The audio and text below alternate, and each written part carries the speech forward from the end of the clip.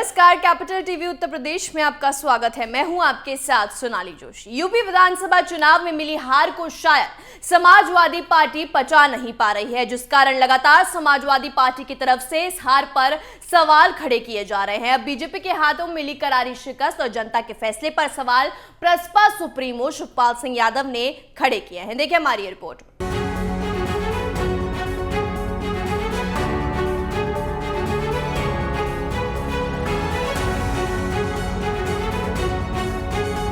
UP चुनाव में जनता ने अपना फैसला सुनाते हुए फिर से योगी आदित्यनाथ को यूपी का मुखिया घोषित किया है और समाजवादी पार्टी और उसकी गठबंधन को नकार दिया है। लेकिन जनता के इस फैसले पर अभी भी समाजवादी पार्टी और गठबंधन के नेताओं को भरोसा नहीं है। तभी तो लगातार सपा गठबंधन के नेता जनता के फैसले पर सवाल खड़े कर रहे हैं। अब इसी कड़ी में प्रगतिशील समाजवादी पार्टी के अध्यक्ष शिवपाल सिंह यादव ने सवाल किया है।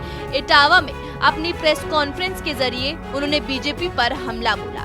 शिवपाल सिंह यादव ने बड़ा बयान देते हुए कहा कि भारतीय जनता पार्टी अपनी चालाकी और बेईमानी से चुनाव जीती है। उन्होंने कहा कि मतदाता सूची पुनरीक्षण का कार्य खत्म होने के बाद अंतिम सूची किसी को भी देखने को नहीं मिली।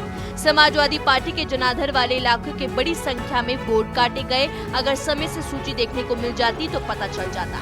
शिवपाल सिंह यादव यही नहीं रुके, उन्होंने आगे कहा कि पूरे प्रदेश में पुलिस कर्मियों को वोट नहीं डालने दिया गया, बल्कि पुलिस के बैलेट में अधिकारियों ने खुद मोहर लगाई। शिवपाल यादव ने कहा कि इस चुनाव में सरेआम बेईमानी की गई। सरकारी कर्मचारियों के बैलेट वोट में समाजवादी पार्टी जीती। उन्होंने बताया कि पूरे प्रदेश में बैलेट में सपा को 304 पर जीत दर्ज हुई। इसका मतलब साफ है कि बीजेपी ने चुनाव में चालाकी की है। बीजेपी ने बेईमानी और पैसों के दम पर चुनाव जीता है।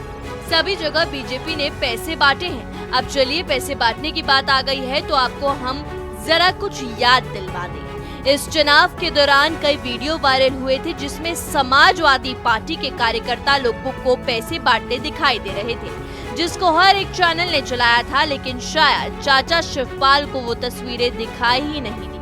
इसके साथ ही शिवपाल सिंह यादव ने कहा कि यदि समय से सपा की बूथ कमेटियां फाइनल होती और समय से टिकट वितरण होता तो बीजेपी सपा गठबंधन का मुकाबला नहीं कर पाती, क्योंकि भारी जनाधार सपा के साथ था।